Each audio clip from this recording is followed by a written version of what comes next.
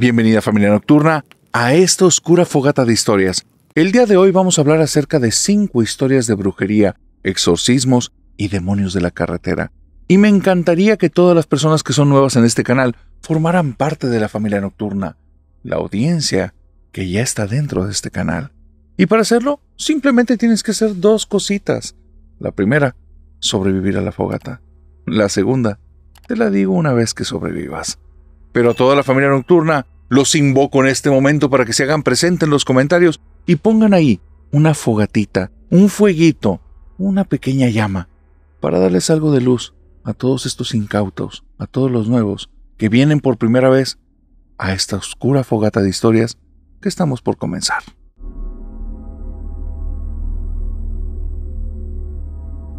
¿Has escuchado la frase que en algún momento de tu vida vas a tener que enfrentarte a tus demonios? Para Abel, esto fue literal. Y te quiero contar su historia porque Abel, hace unos 7 años, era una persona totalmente normal, una persona común y una persona que tenía una carrera prominente. De eso ya no queda nada. Y todo fue a raíz de que se fue a otro país de intercambio a llevar unos estudios, y en estos estudios se topó con algo muy maligno. Abel es el hijo mayor de una familia de doctores.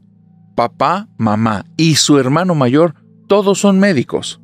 Diferentes especialidades, se dedican a cosas distintas, pero al final todos son doctores. En esta familia de doctores hay un alto nivel de exigencia para todos sus hijos. No les exigen que estudien medicina, pero sí les exigen que no sean personas mediocres. Los promedios en las calificaciones tienen que ser sumamente altos y las actividades que tienen que hacer, aparte simplemente del estudio, son bastantes. Es una familia, digamos, de un nivel de exigencia bastante peculiar. Lamentablemente Abel no disfrutaba esto. Sus hermanos parecían muy adaptados a esta situación, les encantaba, pero Abel no. Número 1, él estudiaba medicina y no sabía por qué. Sí se le daba, sí le iba bien, pero no era algo que disfrutara mucho. Había una parte dentro de él que quería ser artista. No sabía si pintor, si músico o inclusive si actor. Era ahí como un tipo de sensación, de intuición que lo tenía todo el tiempo. Llegó un momento en la carrera de medicina, ya cerca de los últimos semestres, donde se abrió la oportunidad de ir de estudiante de intercambio. Prácticamente perdías el semestre porque no te iban a contar, pero tenía la oportunidad de irse a Estados Unidos a hacer un tipo de estudio que le iba a traer cierto renombre, y esa fue la forma en la que lo vendió. Porque lo que Abel vio ahí fue una ventana a la libertad, la oportunidad de escapar un ratito de esta realidad, de irse a otra ciudad, a otro país, a otra población, lejos de su familia y poderse darse cuenta de quién era realmente él. Les vendió la idea a los papás acerca de lo que te digo. Es una cuestión en la que me va a traer un renombre a futuro, imagínate eso en mi currículum, me va a ayudar mucho, bla, bla, bla, bla, bla. Sus papás, más allá de creerle o no, era parte de tener algo que lo hiciera sobresalir del resto, así es que les llamó la atención y dijeron, sí, adelante, tómalo, vamos a costear ese viaje. Él va y hace este viaje, pero ¿sabes algo? Por el tipo de familia, no lo hace solo. Su mamá lo acompaña, porque quiere ver exactamente dónde se va a hospedar, dónde va a dormir, qué tan cerca está de la universidad y que verdaderamente esté yendo a estudiar. Es uno de estos tipos de familia que, aunque los miembros confían en ellos, no confían lo suficiente. Abel está harto de este estilo de vivencia. Exigencias por un lado, por otro lado no le dejan ser y por otra parte desconfían de todas sus decisiones. Pese a que sabe que estaba mintiendo, pero no importa. Él sabe que una vez que su mamá vea que todo es legítimo, se va a ir y va a comenzar su aventura. Así es que entiende este contexto porque es bien importante. El nivel de presión que sentía este chico, la sensación de estar como todo el tiempo siendo observado y que le estuvieran exigiendo y que estuvieran detrás de él, era como que no existía la libertad. Por eso, el día en el que tuvo su departamento, iba a vivir solo y su mamá se regresa a su país, Abel sintió una cantidad de libertad que en su vida había percibido. y comenzó a experimentar diferentes cosas. Primero empezó muy tranquilo. Cosas sencillitas, cosas que no tienen nada de malo. Si lo haces bien y si lo haces con mucha medida. Empezó a comprar primero cerveza. Y era bien sencillo. Una cerveza, una a la semana, y en cierto momento especial, era como para celebrar. Para ti puede sonar una estupidez, pero para él que todo en su casa estaba restringido, era una libertad que nunca se había dado. Iba a las clases a las que se había metido a estudiar, con las que estaba comprometido con la universidad, pero en los tiempos libres comenzó a ir a bares. ¿Sabes algo? Jamás había pisado un bar en su ciudad, porque su vida, si no era estudio, si no eran cosas que trajeran beneficios a su futuro, eran pérdidas de tiempo. Entonces, un bar es la pérdida de tiempo más grande que puede existir según los ojos de su familia. Ahí, en esta ciudad, empezó a ir a bar tras otro bar, no a tomar, a escuchar música, a escuchar pláticas. Cuando se dio cuenta que podía conocer personas fuera de su círculo familiar, fuera de su círculo de estudios, era una maravilla. Fue algo impresionante. Y ahí es donde conoció a Adela, una chica que no venía de su país, pero tenían la misma lengua, hablaban español, y ella comenzó a ser como que una amiga muy cercana. Abel sí está enfocado en los estudios, pero está maravillado con la libertad. Tomar de repente, ir a bares, platicar ahora con Adela. No hay ningún tipo de amor platónico o química que se esté dando entre ellos. Simplemente una amistad. Dos personas que no están en su país de origen, que se encuentran en un lugar fuera y de cierta manera son como un tipo de confidente el uno para el otro. No sé cuántas semanas exactamente son las que pasaron desde que conoció a Adela, pero Abel va a estar un semestre completo allá. Y por ahí, en alguna de estas semanas después de haber conocido a Adela, Adela le confesó algo muy fuerte. Adela practicaba la brujería. Le gustaba. No cosas que vemos en películas de terror, de andar invocando demonios, de andar haciendo amarres. No. Ella le gustaba transmitir energía.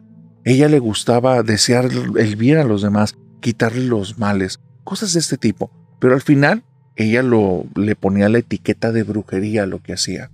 Y comenzó a hablarle de este tema. Para Abel fue fascinante, porque libertad, poder tomar, ir a bares, conocer personas fuera de su círculo, y que estas personas prácticamente fueran el personaje de alguna historia, esto ya era otro mundo, era otra cosa, y lo hacía que se acercara mucho a esta parte artística, a esta parte tal vez de músico, de pintor o de actor, o eso que él quería descubrir. Y se planteó la pregunta, ¿será que yo también puedo ser brujo? ¿Será que eso realmente es lo artístico que estoy buscando? El transmitir mi energía, mi libertad. Así es que las pláticas con Adela comenzaron a profundizarse un poco más. ¿Qué se podía hacer? ¿Qué no se podía hacer? ¿Qué cuidados habían que tener? Y Adela prácticamente era una neófita, una persona que tenía muy poco tiempo haciendo eso. Simplemente le gustaba. Comenzó por tradiciones de herbolaria de su tierra y terminó en una cuestión, vuelvo a decir, como un tipo de limpia energética. Pero es justo por Adela que van a una feria de brujos. Ya van 2 meses en los que él está fuera de su país. Su familia mínimo una vez por semana tiene una conversación por videollamada con él, con la que prácticamente, en lugar de estar platicando de madre e hijo, de padre e hijo, de hermano a hermano, eso es un interrogatorio. ¿Cómo te fue en las clases? ¿Qué aprendiste? ¿Qué cosas buenas has hecho? ¿De qué te va a servir? Y eso para un futuro, ¿de qué manera crees que te ayude? ¿Qué has proyectado? ¿Has visto algún vínculo que funcione para futuro? Es un cuestionario el que le están haciendo en cada llamada. Pareciera que a Abel no le importa a nadie de su familia. Así es que él se fastidia de estas llamadas. En el momento en el que saben de la feria de brujos, no lo pensó 2 veces. Era a 2 ciudades de la de él, casi 4 horas de camino, no le importaba. Ese día, por primera vez, iba a probar otro tipo de libertad, porque iba a faltar a clases. En su vida había faltado un solo día. Y ahora mira, a gusto, se fue con Adela, tomaron un bus, llegaron a la ciudad y estaba maravillado. Este lugar, esta convención de brujos, era una combinación de muchas cosas. Personas que daban miedo, personas que se veían como personas brillantes en el sentido de muy inteligentes que conocían acerca de esos temas, personas mágicas y personas ridículas también. gente que se vestía como brujos de caricaturas, iban caminando ahí con báculos y sombreros, y parecía más bien algún tipo de cosplayer o persona que andaba, igual, como te digo, disfrazada de algún tipo de anime. Pero las personas que daban miedo, realmente daban mucho miedo. No ocupaban mucho maquillaje. Era su presencia, era su energía, y Adela fungió como un tipo de guía para Abel.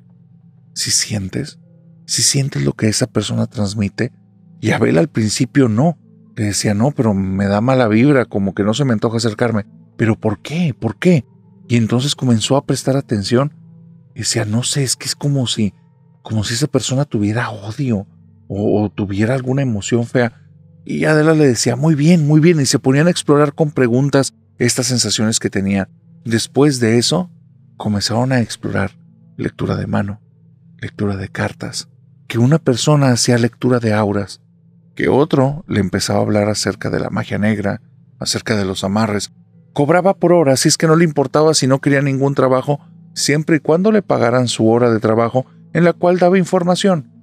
Cada uno de los brujos que estaba ahí había pagado una muy buena cantidad de dinero para tener su puesto, así es que, de una u otra manera, Adela y Abel aprovecharon para ir conociendo como un poco más a fondo todas estas artes mágicas. Llegó un punto en el que se hablaron de tantas cosas que hasta Adela había entrado al campo ya de lo desconocido. Y Abel estaba fascinado. Abel, sin darse cuenta, había tomado un par de billetitos que los tenía destinados para la comida de ese día y se terminó comprando un mazo de cartas de tarot. Aquí hay un pequeño detalle, que es un detalle importante, un detalle al cual es bueno que le prestemos atención. Abel compró ese mazo de cartas y debió haber desconfiado de la compra por un simple hecho. No recuerda haberlo hecho. Él no recuerda haber tomado su dinero, haberse acercado a ese puesto, dar el dinero y haber tomado las cartas. No la recuerda. Simplemente que cuando llega a comer, no trae dinero para pagar y en su lugar trae un mazo de cartas. Y lo adjudica simplemente a que, en algún momento de distracción lo compré y mira, pues me quedé sin dinero.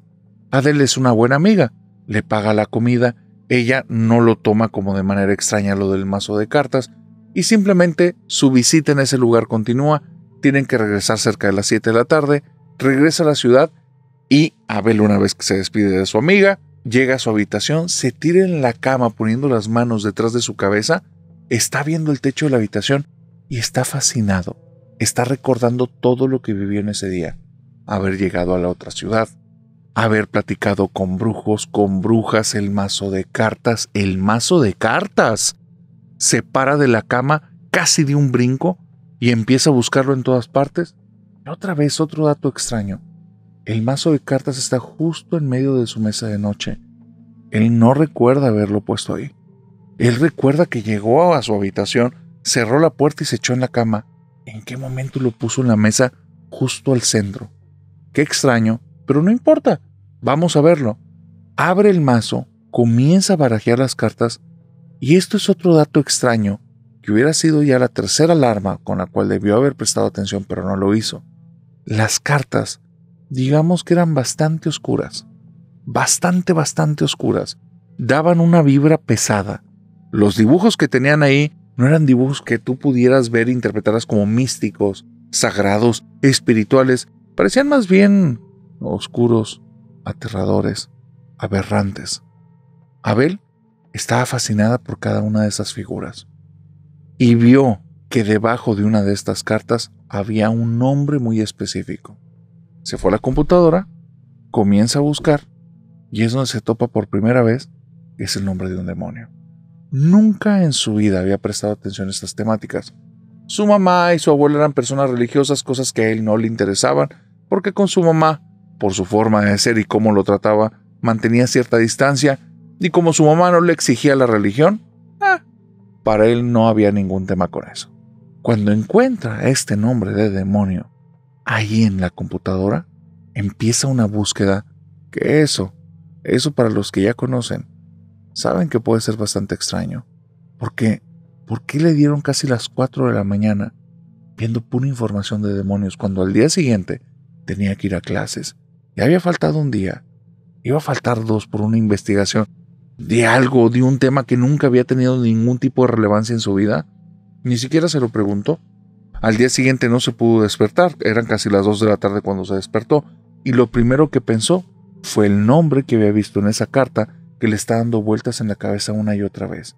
Si hubiera prestado atención en ese momento, se hubiera dado cuenta que la vocecita en su cabeza era una voz muy gruesa, que tenía un nivel de aplomo tremendo, que parecía como un mandato, y que cada vez que escuchaba ese nombre, que no lo voy a mencionar aquí, en su cabeza era como el sonido de un trueno, algo que hacía que todo lo demás se dispersara y que prestara la atención solo y exclusivamente a eso. Ahí comenzó su obsesión. Comenzaron a avanzar los días, siguió siendo bastante funcional. Iba a clases. Estando en las clases ya no prestaba tanta atención.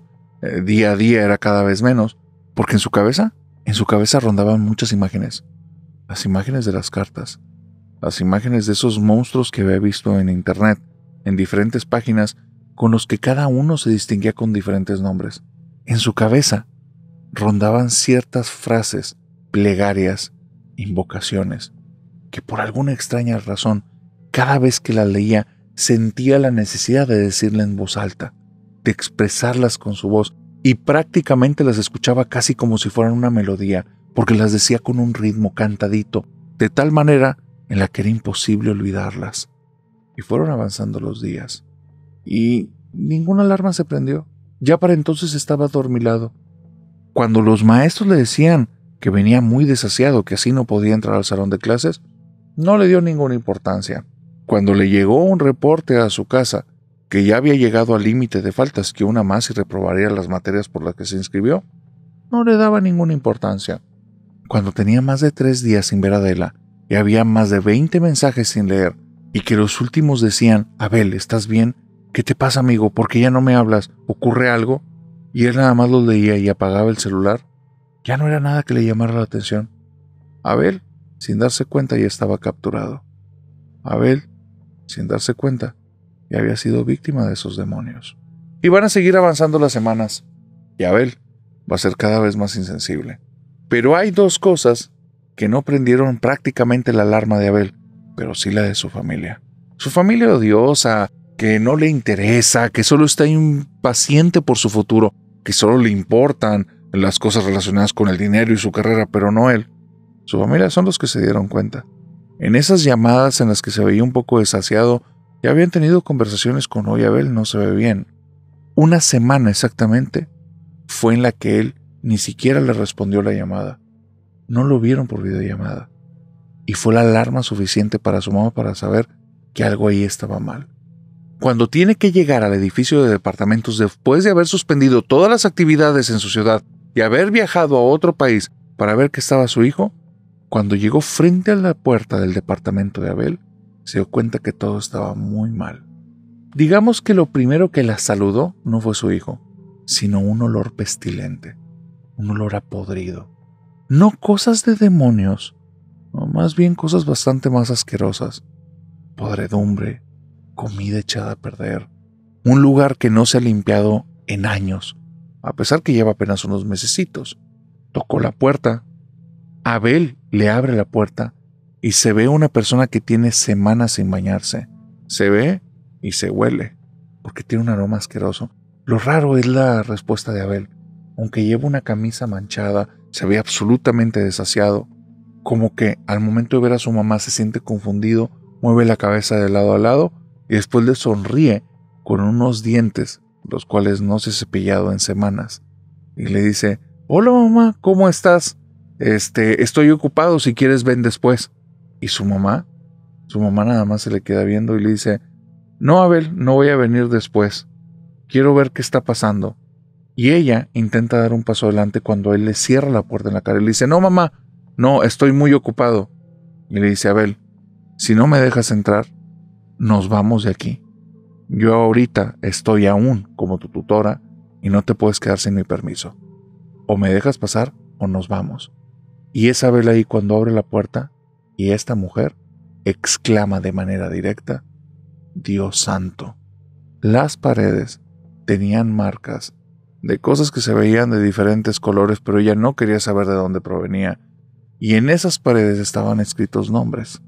Nombres que por su religión reconoció alguno y se espantó. El problema es cuando dijo Dios Santo. Cuando la señora vio eso y se quedó espantada y dijo, Dios Santo, Abel, sin darse cuenta, comenzó a gruñir. Y empezó a gruñir en lo bajo. Volteó al piso, cerró los ojos y empezó a hacer algo así como... Y se quedó aletargado cerca de 40 segundos. Su mamá voltea a verlo, ve que el muchacho está volteando al piso haciendo ese gruñido, y ella empieza a avanzar por el lugar, un poquito extrañada de esa situación, un poquito extrañada de cómo él se está comportando. Aún no llega a ninguna conclusión, solo está viendo cosas horribles y asquerosas, pero no quiere concluir nada. Puede ser un ataque psicótico, puede ser esquizofrenia, puede ser que lo hayan asaltado, puede ser que esté alguien ahí, pueden ser muchas cosas. No está pensando en posesión. Así es que va avanzando en la casa y le va diciendo, pero ¿qué mugrero es este? ¿Por qué dañaste este lugar? Lo vamos a tener que reparar. ¿Qué pasa por tu cabeza? Y entonces él le dice, mamá, perdón. Hola, ¿cómo estás, mamá? No había visto que llegaste.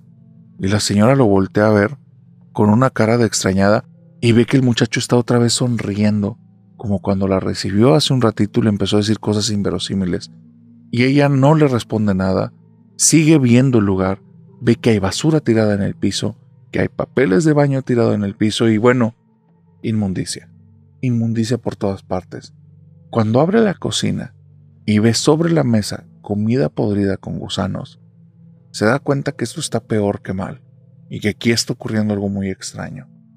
Lo peor no es por eso, es porque cuando ve esas cosas en la mesa vuelve a exclamar Ave María, y entonces Abel se le queda viendo con unos ojos de asesino y vuelve a gruñir, pero ahora sí ya no mueve la mirada hacia abajo, se le queda viendo horrible y empieza otra vez. Y ahí es donde su mamá voltea y al ver esa mirada ya no le quedan dudas. Esto que está pasando está muy mal. La señora comienza a sentir un nivel de miedo tremendo porque se da cuenta que enfrente de él, aunque esté el cuerpo de su hijo, no está su hijo ahí. Entonces, intentando como desviar al enemigo, una mujer muy inteligente, le dice, hijo, pues veo que todo está bien, todo está en orden. Si tienes las cosas muy tiradas, deberías de recogerlas. Pero ¿sabes qué? Déjame, voy a ir a dar una vuelta, te voy a comprar un par de sprays para que aquí rocíes porque huele muy feo. Voy a ir a traerte una escoba y esas cosas y nos ponemos a recoger tu habitación, ¿te parece? Si la recoges el día de hoy, me voy. Y entonces cambió su semblante el muchacho, volvió a sonreír y le dijo, hola mamá. Sí, mamá, sí. Y se quedó como oído. La señora no lo pensó dos veces. Se mueve alrededor de la mesa que está ahí, y alejándose lo más que puede de Abel, sale de esa habitación y cierra la puerta. Lo siguiente es ir a buscar al sujeto que le rentó el departamento que ella había conocido el día que se lo rentaron, para preguntarle dónde estaban las iglesias más cercanas. Todo el resto de la tarde está buscando iglesias preguntando que si hay algún exorcista que le pueda ayudar. Y sí consigue un exorcista cerca de las 7 de la tarde. Y el exorcista le dice claramente, señora, no trabajo de noche, no con estas cosas. Y lo que me está diciendo, si es verdad, a usted tampoco le conviene acercarse ahí. Vayamos a la iglesia a pedirle a Dios para que proteja a su hijo y mañana vamos a visitarlo. Al día siguiente, 10 de la mañana, exorcista y mamá están en la puerta de Abel y Abel está rugiendo adentro de su habitación, gritando cosas en latín, que es el sacerdote después el que le va a explicar a su mamá que le está dando ciertos improperios y ciertas maldiciones en latín, porque sí, definitivamente parece que Abel está poseído. Comienzan unas sesiones de rituales de exorcismo, unos en la casa de Abel, en el departamento, otros en la iglesia, y el sacerdote, entendiendo que están en una situación muy lamentable porque no están ni siquiera en su país y no tienen el dinero del mundo para permanecer mucho tiempo, le pide a la señora que con paciencia nada más le permite estar un mes en lo que está intentando hacer que bajen las cosas para que se lo pueda llevar de regreso a su patria.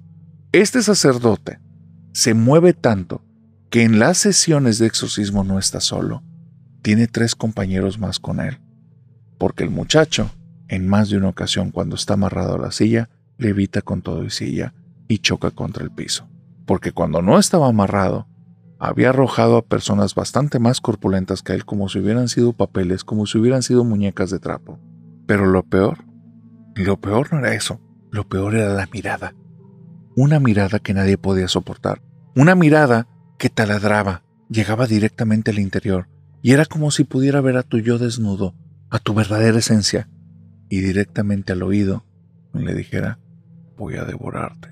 Algo para lo que nadie estaba preparado. No importa si eran personas religiosas, no importa si eran personas de cierto tipo de creencias o preparación, el padre les decía directamente: no lo veas a los ojos. No lo veas a los ojos, y si lo ves a los ojos, salte de aquí. 1 mes estuvieron. Tuvieron que regresar a su país. La madre estaba profundamente agradecida con el clérigo. Tuvo que hacer todas las reparaciones de este departamento. Ella nunca conoció a Adela. Cuando regresan al país, cerca de 2 años son lo que están teniendo que llevar de exorcismos, con sacerdotes a veces en grupo, a veces uno solo, muchas ocasiones en la casa, otras ocasiones hasta en retiros.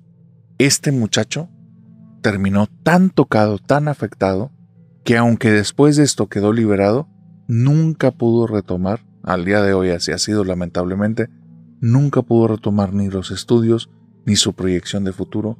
Sigue estando como en una etapa de reencontrarse, porque quedó destrozado. Y al día de hoy, la duda que la mamá de Abel tiene, y esto es porque se la plantearon los exorcistas, es si esa amiga Adela realmente era una amiga, o ella tenía un plan y quería llevarla directo a la boca del demonio. ¿Y tú? ¿Ya te has enfrentado a tus demonios?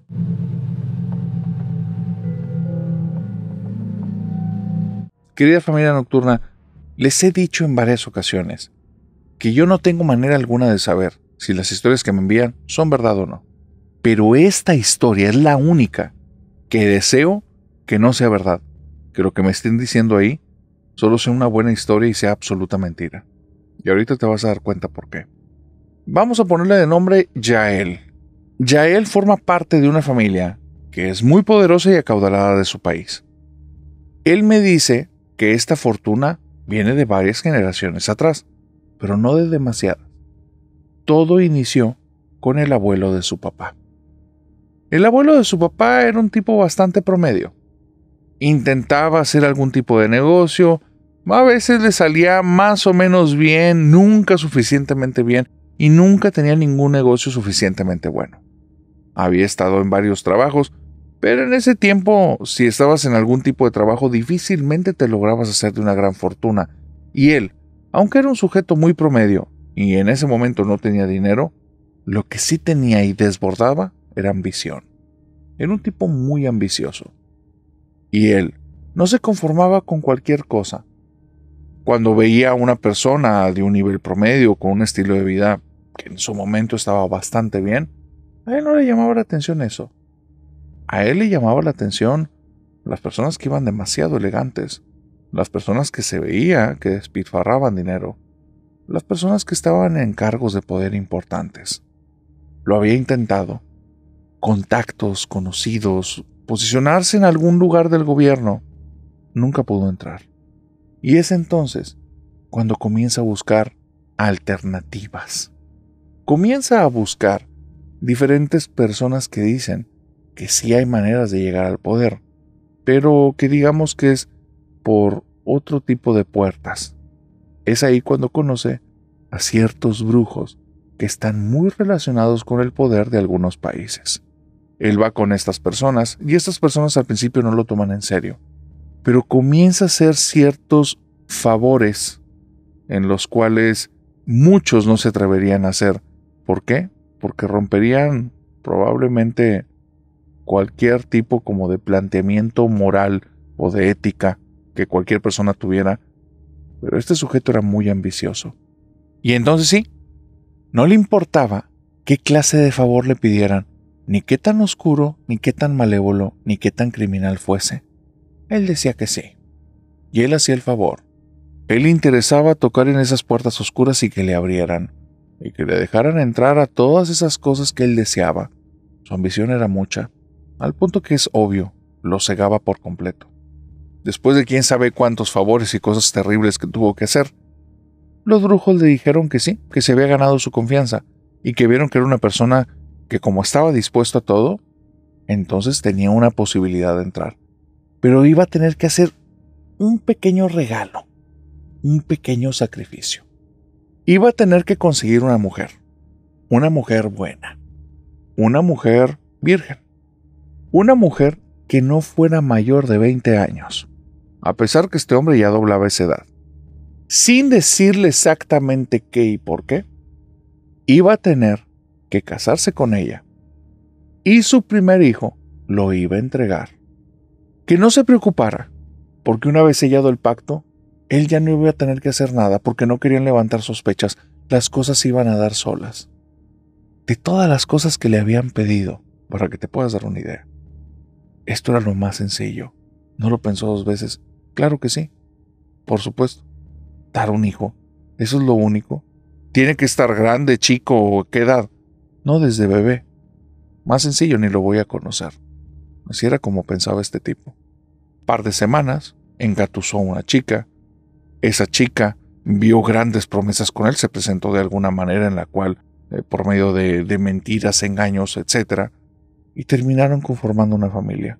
Se embarazó al muy poco tiempo, y su hijo, de manera muy extraña, porque ni en la familia de él ni en la familia de ella había ocurrido esto, nació con cierto tipo de deformidades.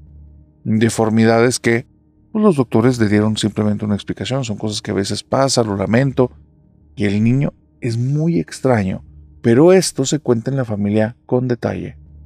Durante 11 años vivió, contra todo pronóstico médico. El problema era el alto nivel de sufrimiento que tenía. Era tremendo, era como si cada día fuera un suplicio. Pero fue muy extraño. El segundo niño nació perfectamente bien. La tercera niña perfectamente bien. El cuarto perfectamente. Pareciera como si simplemente fue una de estas cosas, de esos caprichos de la naturaleza que en ocasiones terminan afectando a todos. A los 11 años el niño muere. Y a partir de ese momento se abren las puertas de la política de su país para él. Y todo empieza como si fuera magia, porque consigue un muy buen cargo de la noche a la mañana, y parece como si la suerte estuviera de su parte, porque ese cargo lo lleva a otro, y después ya han pasado casi cerca de 15 años, y su otro hijo es cuando se entera de la verdad. Su segundo hijo ahora conoce cuál es la herencia familiar, porque hay un detalle que no te dije. Los brujos le dijeron que podía heredar ese beneficio, siempre y cuando sus hijos aceptaran, simplemente tenían que hacer el mismo sacrificio. Y es muy extraño, porque cuando su hijo cumple 20, busca a una chica que fuera de 18, 19 años, la engatusa, la embaraza, y otra vez un niño nace otra vez con ciertas deformidades y detalles. Son épocas antiguas, todavía no hay un análisis a detalle genético, o no uno que ellos paguen. Son cosas que pasan, son cosas que ocurren. Así son las explicaciones. Pero el nivel de sufrimiento es muy extraño. Y contra todo pronóstico, vive 11 años. Cuando el muchacho cumple 31, ¡voilà! Los negocios que él tenía justamente con políticos empiezan a dar un fruto impresionante. Sus otros dos hermanos no creían estas historias, no les interesó. Pero él tuvo hijos. Hijos que salieron perfectamente bien. Hijos que no tenían ningún problema. Uno de esos hijos es el que me manda esta historia. Y me dice, narrador, yo tengo 19 años, pero el próximo año quiero comenzar mi camino para que en un futuro sea una persona poderosa. Así es que lamento mucho, pero creo que yo no soy la persona que va a detener esta herencia. ¿Crees que esta historia sea mentira? ¿O verdaderamente alguien es capaz de hacer esto?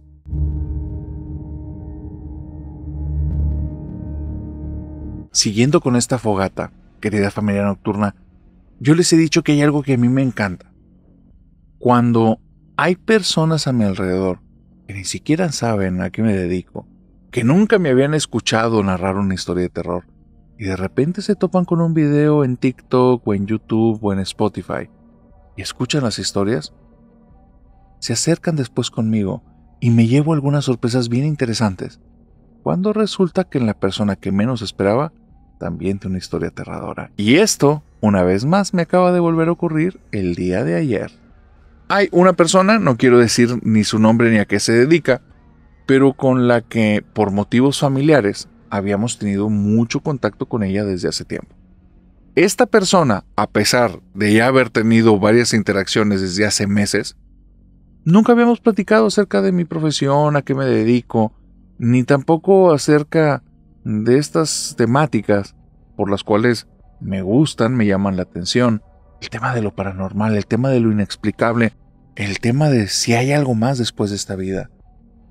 El tema de que a veces ocurren cosas que no le vas a poder encontrar explicación y se supondría que no existen.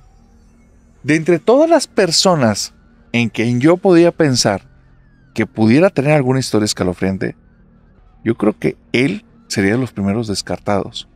Nunca hubiera pensado que me iba a contar esto que estoy a punto de decirte. Me platicó que él tiene 3 cosas que ha vivido, 3 cosas que para él no tienen explicación, que la realidad es que son cosas que a él no le dan miedo. Es una persona curiosa, es una persona de ciencia, es alguien que tiene que haber una causa y un efecto y tiene que haber una explicación y una forma de manejar este tipo de elementos. Pero lo que vivió en estas 3 ocasiones, ni siquiera sabe cómo abordarlo. Te lo voy a explicar.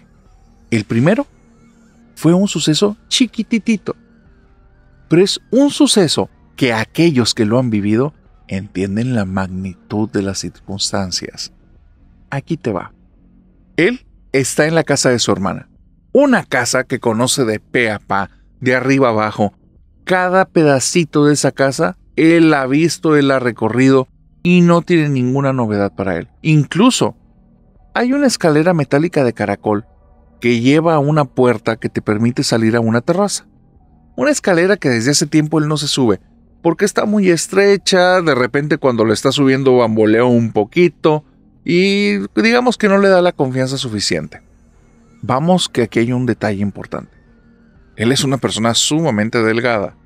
Entonces, si con él bambolea esa escalera, prácticamente con cualquier persona va a tener un bailecito y en cualquier momento se puede caer. Es una cosa muy insegura. Pero su hermana no lo utiliza. Aparte, esa azotea es en un 3er piso y al lado de la casa de esta persona hay puras casas pequeñitas. Nadie se sube ahí nunca, tiene años de estar cerrada. Y estando en la casa de su hermana, solo, resulta que ocurre algo muy extraño. Va caminando, justo en el pasillo en el que está al lado esta escalera de caracol, cuando de la parte superior de la escalera, alguien le chistea. ¡Shh! ¡Shh! Voltea para arriba, se queda viendo a todas partes, y entonces comienza a pensar, es el viento que viene de algún lado, es algún tipo de sonido de aire a presión, cuando otra vez, pero ahora a mitad de la escalera, le vuelven a hacer ch, ch, queriendo que voltee. Hay algo que le da la sensación que le están hablando y que eso ya realmente no es aire a presión, sino como que es alguien queriendo llamarle la atención. Así es que comienza a caminar dándole la espalda a la escalera y está justo a punto de abrir la puerta para salir de la casa, cuando de la parte de abajo de la escalera le vuelven a hacer ch, ch, ch. Y él simplemente abre la puerta de la casa, se sale, la cierra y se queda pensando, qué curioso. Van a pasar varios años. Esa idea, esa situación, se queda tan grabada en su mente que de vez en cuando se acuerda y se queda pensando en sus ratos libres. ¿Qué habrá sido eso? Eso es lo que hablan la gente cuando dicen que los chistan, que les hablan las brujas. Sí fue muy extraño.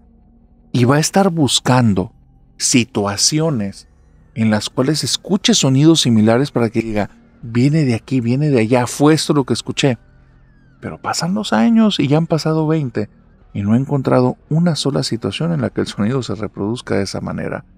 Bueno, sí, cuando escucha a alguien que le quiere llamar la atención a alguien más y desde lejos le hace chit, chit.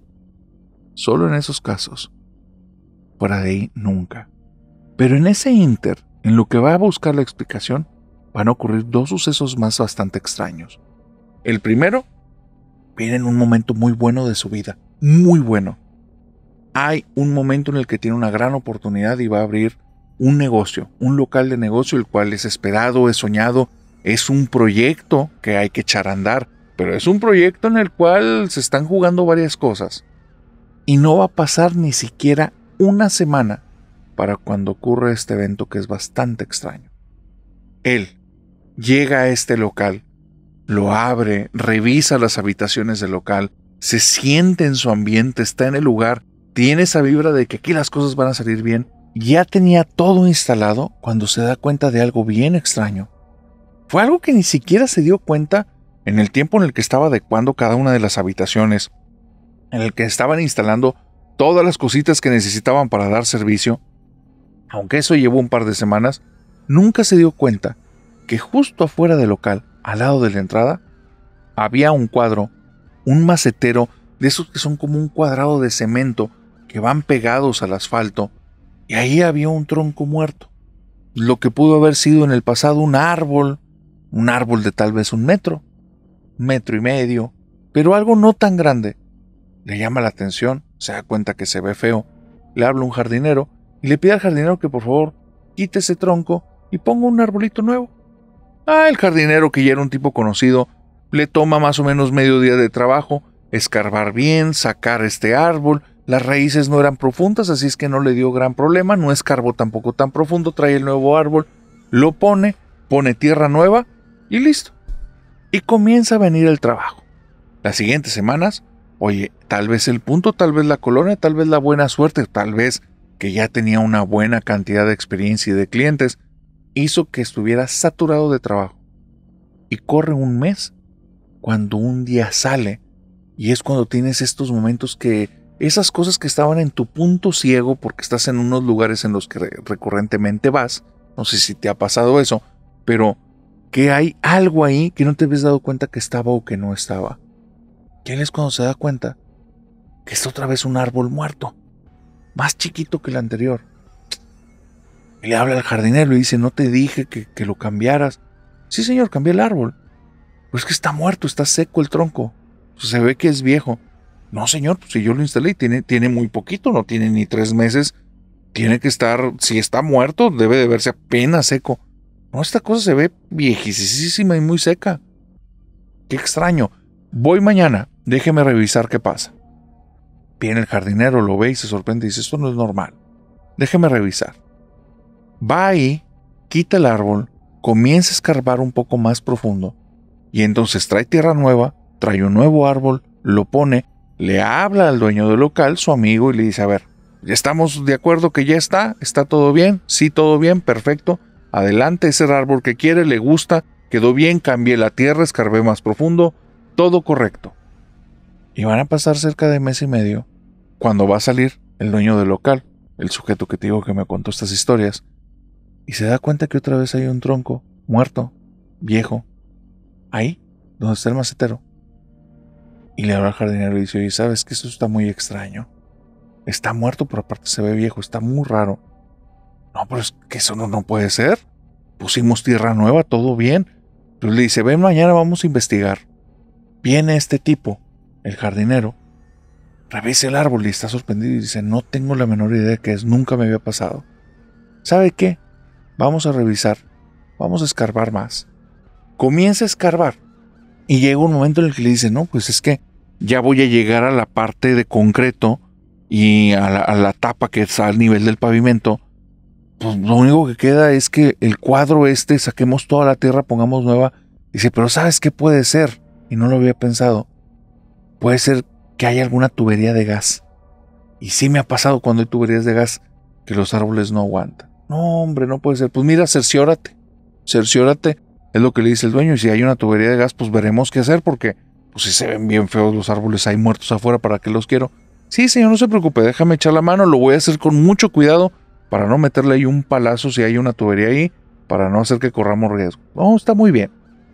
Comienza a escarbar, escarbar, escarbar, escarbar, escarbar, escarbar, y se metió tanto en su tarea que no se había dado cuenta que ya iba 1 metro abajo de lo que se supone que era la base del macetero.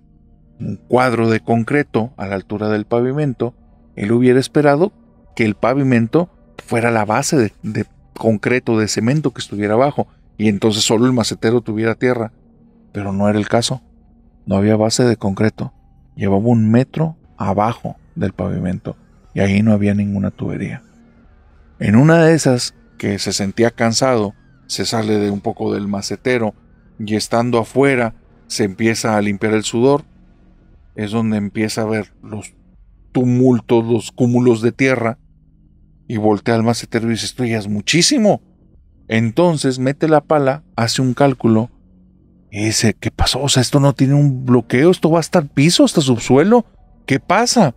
Entonces vuelve a meter la pala para ver qué está ocurriendo, porque aún así esto no explica por qué se mueren los árboles, y cuando da 2 o 3 palazos más, golpea con algo muy blandito que le llama la atención, y ahí, con una palita, empieza a quitar la tierra alrededor de esto que estaba blandito, y se topa una bolsa negra toda amarrada con hilos rojos, algo más o menos de unos 50 centímetros, bastante ancho, y no alcanzó a ver qué tan grandote o qué tan pesado era, porque donde apenas vio los hilos rojos y más o menos la forma media redonda, el tipo dijo: brujería, y empezó a gritar: auxilio, auxilio, ayúdenme, sáquenme de aquí, sáquenme de aquí.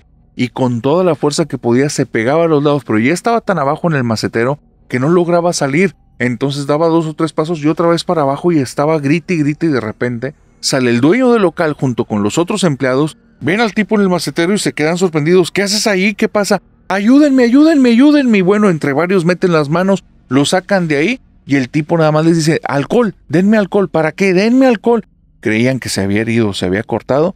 Donde le traen un bote de alcohol, el sujeto nada más lo abre, lo vierte todo en el macetero, se le queda viendo como si estuviera loco, y avienta un cerillazo y nada más ven donde se prende. Y entonces el dueño del local, pues te imaginas el susto que le llevó, creyó que era gas o algo así, y le dice: ¿estás loco? ¿Qué estás haciendo? Y empieza a decirle a las personas que se alejen de ahí, y nada más el jardinero les dijo: tenías plantada brujería. ¿De qué estás hablando? Tenías plantada brujería, por eso no crecen los árboles. ¿Estás loco o qué? ¿Cómo que brujería? Y ya le explicó: me topé con una bolsa con hilos rojos. Pues ¿y eso por qué es brujería? Es brujería, yo sé de lo que te estoy hablando. Ahorita que se termine de quemar, déjame poner tierra y no vuelves a tener ningún problema. Y esto ocurrió hace 15 años, y afuera de ese local hay un árbol muy verde y muy bonito. Esa situación, él dice que se le hace muy curiosa, porque aunque él no sabe si estas cosas son o no son, no deja de ser algo bien extraño, que verdaderamente él fue testigo de poner ahí diferentes árboles que se morían y quedaban secos rápidamente, y después de haber quemado una bolsa de basura con hilo rojo, ya las cosas crecen y viven. No deja de ser curioso, plantea, pero lo que verdaderamente le pasó, que lo ha dejado con la boca abierta, es algo que está fuerte. Este sujeto, muchos años después de haber abierto su local y haberse hecho de muchas amistades que están dentro de su gremio, dentro de su rubro, hay un amigo en especial que ya había tenido cierta edad y se había retirado. Aprovechó ese tiempo de retiro para hacer otros estudios. De estas personas eruditas, que parte de ellos el descanso a veces es estudiar o aprender, es uno de estos sujetos. Y terminando sus estudios quedó tan maravillado con lo que aprendió, que decidió abrir un consultorio de acupuntura. Buscó un lugar bastante grande en el centro de la ciudad, y estando ahí, lo abrió, quedó hermoso, y no le había dicho absolutamente nadie que había abierto ese lugar. Quería darles la sorpresa. Y un día habla con esta persona, la persona que le chistaron en la casa de su hermana, que puso este local comercial y tenía el árbol muerto. Bueno, esta persona de la que estamos hablando fue al consultorio de acupuntura de su amigo. Y es muy extraño. El lugar tiene una vibra, tiene una aura, como una combinación entre algo llamativo que te atrae y a la vez que te tranquiliza. Desde que va llegando dice, oye, se siente aquí bien. Y su amigo lo recibe, es que mira, no te quería decir, pero es el nuevo consultorio que voy a abrir. Y bueno, va a ser como para mi retiro, es una forma como de ayudar y de diversión.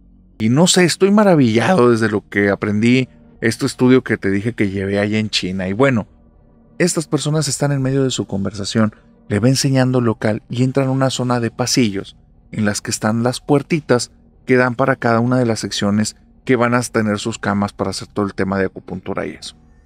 El punto es que al final del pasillo se conecta con otro pasillo y mientras el dueño, su amigo, el acupunturista, le va explicando todo, este sujeto, por alguna situación, se adelanta y se queda parado en medio del pasillo y nada más ve a una mujer vestida con bata, cabello rubio, con una mirada un poquito triste, el rostro un poquito apagado, tez blanca, que caminó por el pasillo del fondo, se paró justo a la mitad y se le queda viendo. Y entonces él se le queda viendo a esta mujer, le levanta la mano y le dice, hola doctora. Y entonces su amigo le pone la mano en el hombro, el acupunturista, y le dice al oído, ¿a quién le estás hablando? Voltea y le dice, pues a la doctora con la que trabajas. Y le dice, todavía no contrato a nadie, yo trabajo solo. El sujeto cree que le está mintiendo y le dice, no hombre, no me estés jugando bromas. Y le dice, yo trabajo solo, pero si quieres acompáñame afuera. No, ¿para qué? Termíname de mostrar. No hombre, acompáñame afuera. Se salen del local comercial, acupunturista y la persona que me cuenta esta anécdota, el que saludó a la doctora. Y cuando sale, el acupunturista le dice, es que te tengo que decir algo. Cuando estábamos construyendo, los trabajadores me dijeron que vieron a una doctora. Dime por favor cómo es. Le dice, no hombre, no me estés dando mentiras, no te estoy mintiendo. Dime cómo es. Y cuando se le empieza a describir, el amigo se queda sorprendido y le dice, pues sí, cabello rubio, la mirada como un poco apagada, la tez blanca, una bata blanca. Pues parece que es ella. Dice, no sé por qué está aquí, pero está aquí. Dice, y en serio, si no es porque eres tú, yo creería que me mintieron, que me estaban jugando una broma. Abren los consultorios y hay pacientes que han visto a la doctora. Algo tiene que llamar la atención. El dueño de la clínica, el acupunturista, comienza a tomarle cada vez más importancia a este tema. Así es que se da una tarea. La voy a buscar, voy a querer contactar con ella y cuando la vea le voy a tomar una fotografía. Y eso hacía que siempre, que todo el tiempo, trajera el celular en la mano. No sé cuánto tiempo pasó, cerca de un año muy probablemente, hasta que en una ocasión, él cerrando la clínica, se la topó justo al final del pasillo. Nada más le dijo, hola doctora, sacó la cámara y le tomó una foto. El problema es lo que apareció en la foto. En la fotografía no aparece una doctora. Hay una entidad que se ve bastante una combinación entre blanco y negro, con una mirada, con un rostro, que eso no es un rostro apagado, eso es otra cosa. Sus intenciones sí quedarían, digamos, muy a la consideración de cada quien, pero para nadie serían buenas. Cuando él toma la fotografía, se la hace llegar al sujeto que también vio a esta doctora, a la persona que me contó estas historias, y me dice que lo inquietó mucho la fotografía, que le pidió permiso para llevársela a algunas personas que él conocía, que él sabían un poquito como de temas de espiritualidad y otras cosas. Fue algo muy extraña la reacción de estas personas, porque cuando les mostró la foto, las personas alejaban la imagen y decían, eso no es un fantasma, eso no es una persona. Dile a él que tenga mucho cuidado, porque ese tipo de espíritus se cobran las cosas, se alimentan de los que están ahí. No es bueno, no es bueno. Y ese de ahí se ve de los peores que hemos visto. El problema es la respuesta. Todos dijeron prácticamente lo mismo. No se pasaron información entre ellos. Esperaron a que llegaran y les mostraran la foto y todos dijeron lo mismo. El dueño de la clínica tuvo que hacer un montón de rituales, limpiar el lugar, cambiar las energías, hablar con ese espíritu y decirle que por favor se retirara. Y un día, muchas personas el mismo día vieron a la doctora. Eso fue hace 3 años. Y desde entonces ya no volvió a aparecer. ¿Y tú qué crees que estaba ahí apareciéndose en esa clínica?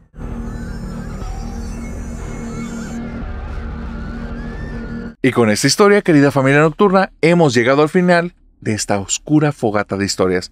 Así es que, si es la primera vez que estabas aquí y sobreviviste de una, házmelo saber en los comentarios diciendo: narrador, sobreviví a la fogata de historias. Una vez hecho eso, suscríbete y dale a la campanita para que pueda darte la bienvenida a esta, la familia nocturna, la familia más oscura y chida de todo Internet.